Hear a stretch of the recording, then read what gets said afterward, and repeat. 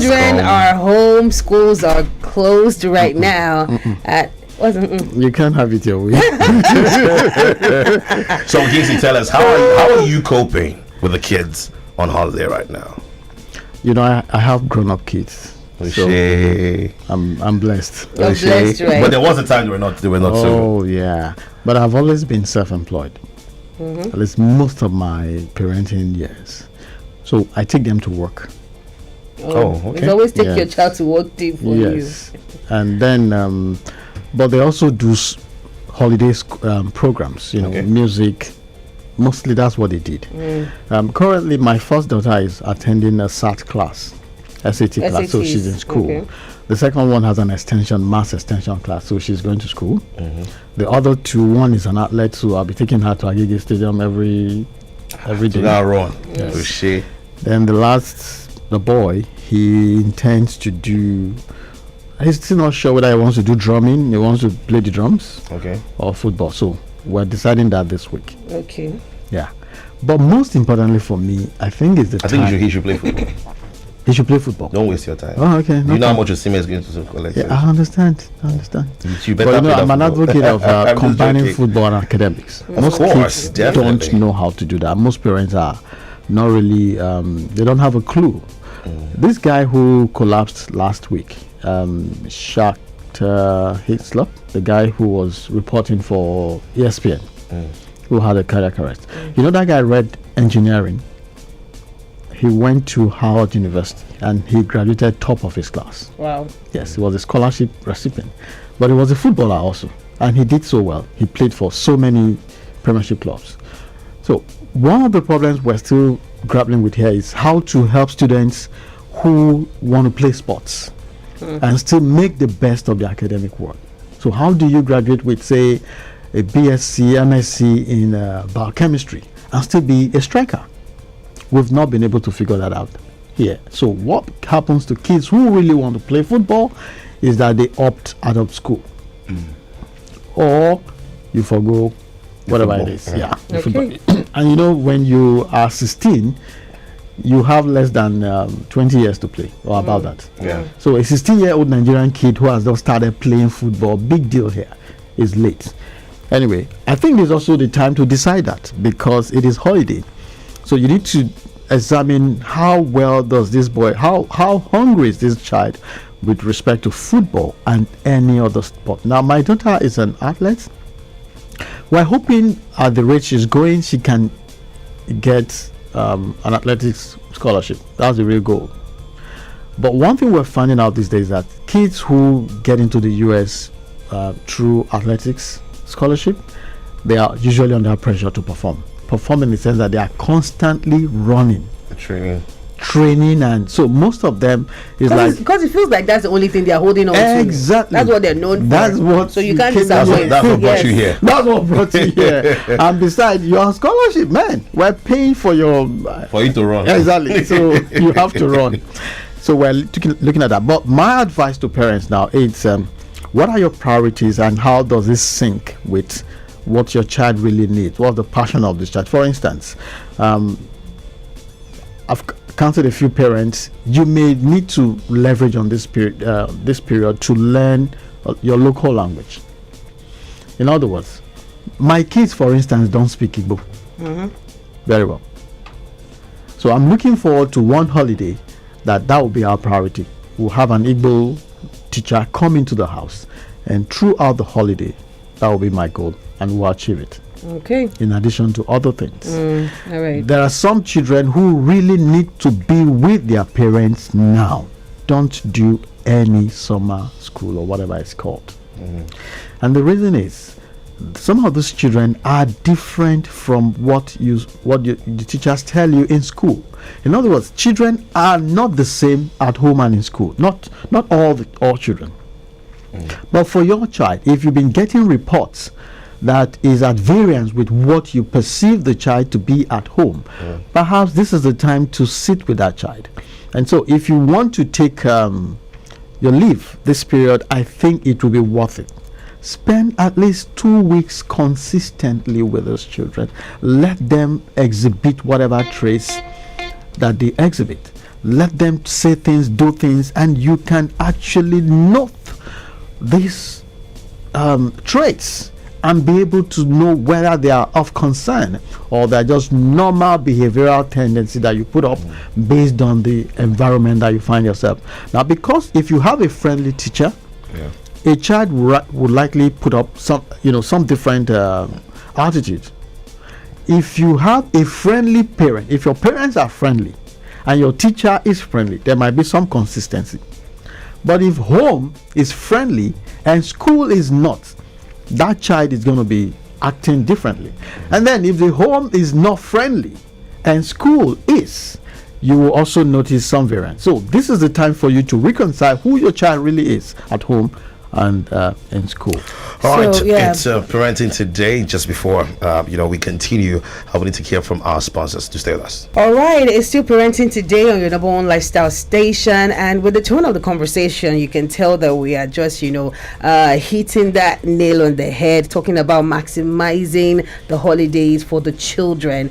Now, you've mentioned a whole lot and what parents should do, but sometimes you feel that the parents can get so excited at the initial week, the first few weeks, but then again it just gets exhausting and they get worn out. So how do you think they can effectively just efficiently maximize that time spent with children?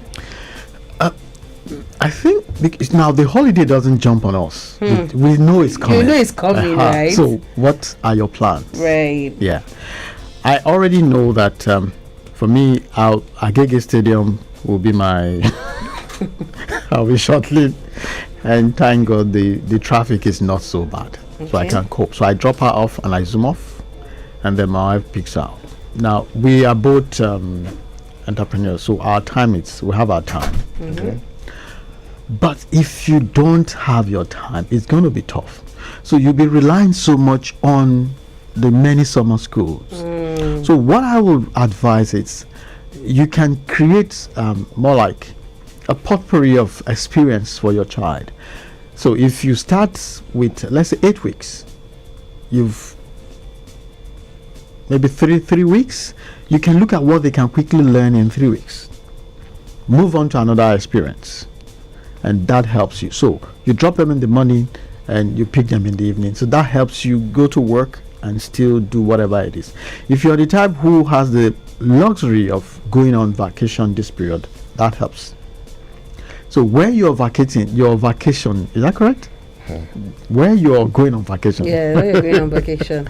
When you get there, you can also plan. So we arrive week 1, week 2, by week 3, they should be doing something. It could be learning if you're in Paris, you may want to expose them to French. If your vacation location is say Spain, you may want them to do some Spanish. These are just a little bit of experience you can give them beyond just shopping and running around. And then the family bonding time, I can't say that enough. We need to really have these children in our lives and be in their lives. For some parents who haven't been emotionally involved in their in their children, this is the time to be emotionally involved. And what does that mean? It means sitting down to ask questions. For instance, Baby is 10 and we're on vacation and she's a lady. So how are you? How have you been coping? What is that subject that you're still grappling with? Now you have your results with them. You've traveled with it. Now that is not the time to start doing book things. You get it? But get to know them. So who's that your friend who I've yet to meet? She tells you, Demilade, okay. So how is the mom? How is her father? Ask questions. Of course, for the Christians, you get to now do more of quiet time. So nobody's rushing anywhere. You get it? So you can do quiet time. You can know how well your kids understand your faith during this moment. Nobody's running, going to traffic. So Baby is the one sharing this morning. The other one is doing praise and worship. And you know so many songs. Of labor. You get it? How did you get to know these songs? These are conversations. And then the ones who have been having crushes, you get to know them. And we talked about sexuality and sex last month. Those are also conversations you need to have. Addictions, computer games, TV, all of these things, you can open them up during this period. So, talking about planning, this period can also be boring. Boring in the sense that for people who you've subscribed to all the subscribables, you know what I mean? Yeah. We don't need to mention brands here. You've subscribed to every channel and everything. Data is available. Please, that is not enough. There's what they call summer flight in schools. And what is summer flight? Children who have learned so much, and during the holiday they lose everything. So when they resume in September, the schools will have to start doing what? Going back to what they've learned. Yeah. You get it? And for some children, it's a total blank.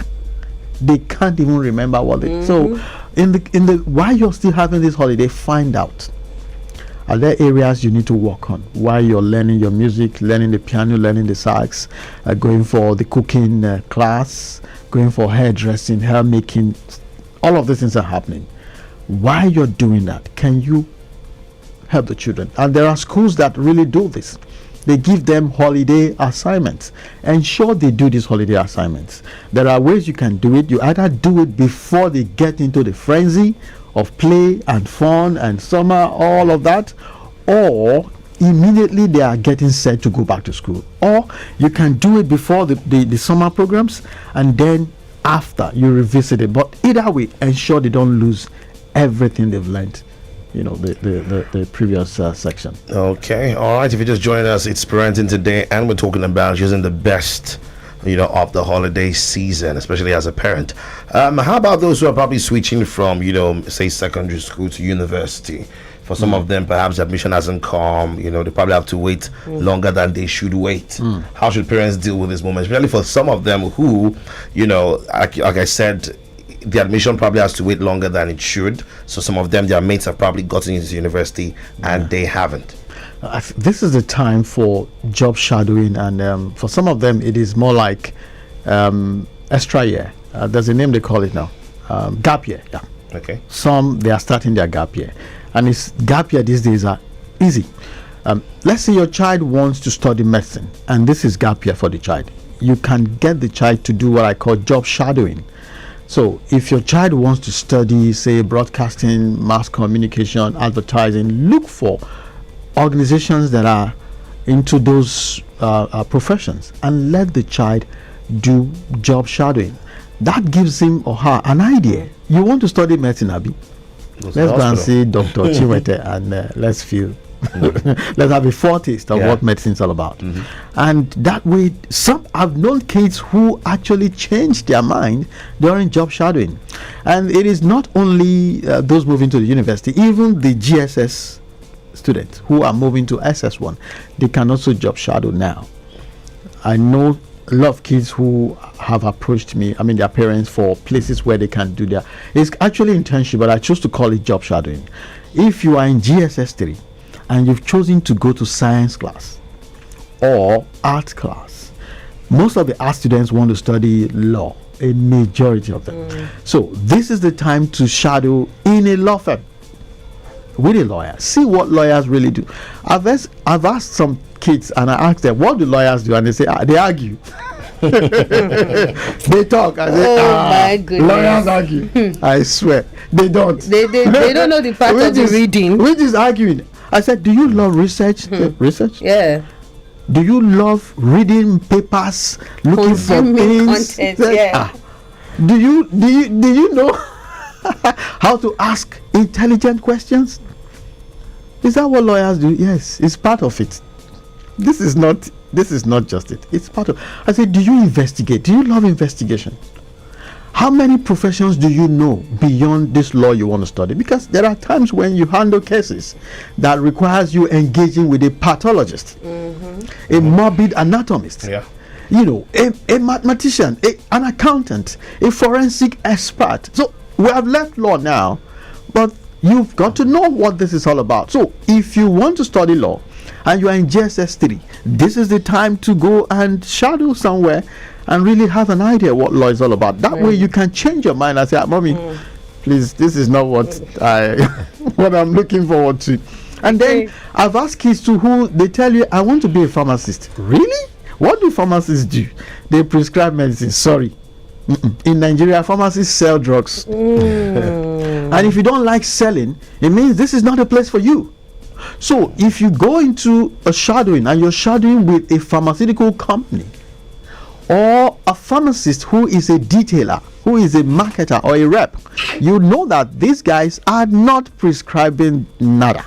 They are actually selling, distributing, and marketing, because we don't manufacture here. Very true. You get it? So these are opportunities for you to really get clarification. And at the end of the day, it still boils down to the capacity of the child, of the parent. How well do you understand? How well do you know these areas, and how to now navigate and channel your child to understand what they want to study? So whether it's just then for kids who are moving from primary 6 to secondary school, I think the best thing they can know, or they what I advise is help them understand what they're getting into. This may just be the time. So if this child is your first child, it means you don't have anybody who is already in secondary school. Perhaps you can start asking parents, so what are the expectations? What should we know? And if the child is going to boarding school, please send him or her to a camp now, assuming you've never done that. If your child is going to boarding school and this is the first time they'll be leaving home, send that child to a summer camp, a residential summer camp. It could just be for 1 week. Let the child have a foretaste of what it means to live outside of the house, where you decide when you want to have your bath, even though in secondary school, in the boarding school, you don't really decide. There are time for everything. And you have preps and all of that. Can your child cope with prep that ends at 9